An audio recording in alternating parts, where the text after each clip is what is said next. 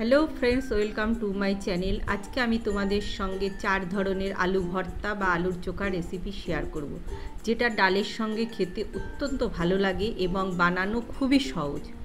তাহলে চলো দেখে নেওয়া যাক 4 ধরনের আলু ভর্তা রেসিপি।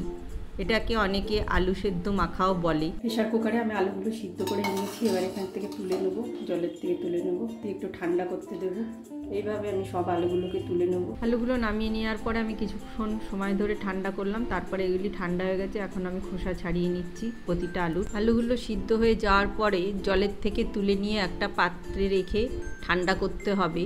কখনোই গরম আলুগুলোকে নিয়ে ঠান্ডা জলের মধ্যে রেখে বা কোনো জলের মধ্যে রেখে ঠান্ডা করলে পরে সেই আলু দিয়ে যদি আপনারা আলু ভর্তা বানান তাহলে সেটা খেতে ভালো লাগবে না, আর জল জল হয়ে যাবে। সেই জন্যই শুকনো অবস্থাতেই আর কি আলুগুলোকে ঠান্ডা করতে হবে। সব আলুর খোসা দেখো আমি এইভাবে একদম ছাড়িয়ে নিয়েছি। কড়াইতে সরষের তেল দিয়েছি। আলু ভর্তা বানানোর জন্য আমি দুটো কাঁচা লঙ্কাকে প্রথমে ভেজে নেব। ফাটিয়ে দিলাম মাঝখান থেকে।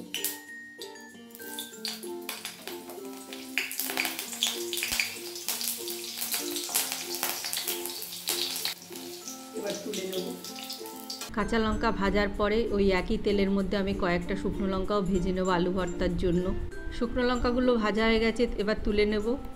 প্রথমে আমি দু রকমের লঙ্কা ভেজে নিয়েছি, কাঁচা লঙ্কা এবং শুকনো লঙ্কা। এরপর আমি কড়াইতে পেঁয়াজ দিয়ে দিলাম পেঁয়াজ ভাজার জন্য। পেঁয়াজও আমি এখানে দু রকমের ভাজবো, একটা কম ভাজবো আর একটা হলো পেঁয়াজের বেরেস্তা বানাবো।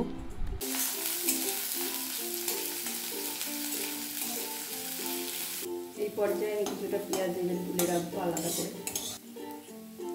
হালকা ভেজে নেওয়া পেঁয়াজটা প্রথমে আমি নিয়ে নিলাম। তার সাথে আমি দেবো একটা শুকনো লঙ্কা আর একটা কাঁচা লঙ্কা দিয়ে দিলাম। নুন স্বাদ মতো। প্রথমে নুনের সঙ্গে লঙ্কাগুলো মাখিয়ে নেব, তারপরে পেঁয়াজ লঙ্কা নুন সব একসাথে মাখিয়ে নেব ভালো করে। আগে থেকে যে আমি আলু সেদ্ধ করে রেখেছিলাম তার থেকে দু টুকরো দিয়ে মাখিয়ে নেব। আর দেবো একটু সর্ষের তেল। সব কিছু দিয়ে ভালো করে মাখিয়ে নেব। কত সুন্দর মাখা হয়েছে আলুটা। একরকম আলু ভর্তাই যেমন মাখা হয়ে গেল। 4 রকমের আলু ভর্তার মধ্যে আমার প্রথম আলু ভর্তাটা মাখানো হয়ে গেছে। এবার আমি দ্বিতীয় আলু ভর্তাটা মাখানোর জন্য এখানে দু টুকরো আলু নিয়ে নিলাম, লঙ্কা কুচি নিলাম আর কাঁচা পেঁয়াজ কুচি নিয়েছি। দিয়ে দেবো স্বাদ মতো নুন। নুনের সঙ্গে লঙ্কাগুলোকে এইভাবে মাখিয়ে নেব। তারপরে পেঁয়াজ নুন লঙ্কা একসাথে মাখিয়ে নিলাম।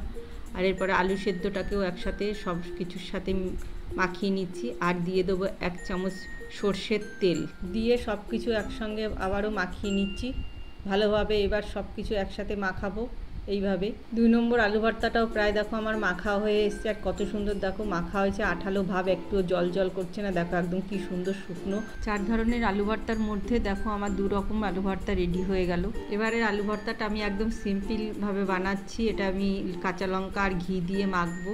তার জন্য আমি দেখো নিয়ে নিলাম দুটো কাঁচা লঙ্কা, আলু সেদ্ধ আর নুন দিয়ে লঙ্কাটাকে নুনের সঙ্গে দেখো ভালো করে মিশিয়ে নিলাম। এবার দিয়ে দেবো 1 চামচ ঘি দিয়েও ভালো করে মাখিয়ে নিচ্ছি। পুরো আলুগুলোর সাথে একসাথে সব মাখাবো। দেখো কি সুন্দর মাখা হয়ে গেছে। এটাও কি সুন্দর আঠালো হয়েছে দেখো। তো 3 নম্বর আলু ভর্তা আমার এখানে রেডি হয়ে গেল। 3 রকমের আলু ভর্তা রেসিপি আমি শেয়ার করেছি। এবার আমি 4 নম্বর আলু ভর্তা রেসিপিটা তোমাদের সঙ্গে শেয়ার করব। তার জন্য আমি দেখো পেঁয়াজের যে বেরেস্তাটা ভেজে রেখেছিলাম সেইটা এখন প্রথমে দিয়ে দিচ্ছি। শুকনো লঙ্কাটা যে ভেজে রেখেছিলাম সেই শুকনো লঙ্কাটাও দিয়ে দিলাম। এবার দেবো স্বাদ মতো নুন। শুকনো লঙ্কা বেরেস্তা ভেজে যে তেলটা বাদবাকি তেলটা আমার কড়াইতে ছিল সেই তেলের থেকে তেল আমি দিয়ে দিচ্ছি। লঙ্কা লবণ একসাথে মাখিয়ে নেবো এইভাবে প্রথমে। বেরেস্তাটাও আগে মাখিয়ে নিচ্ছি লঙ্কার সঙ্গে, নুন লঙ্কার সঙ্গে।